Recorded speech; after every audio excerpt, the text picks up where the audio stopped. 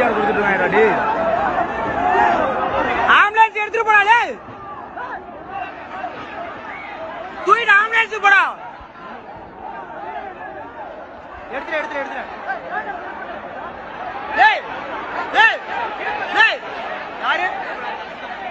யாரு கொஞ்சம் எங்க ஏறீங்க? இடம் இல்ல, கீழே இருங்க.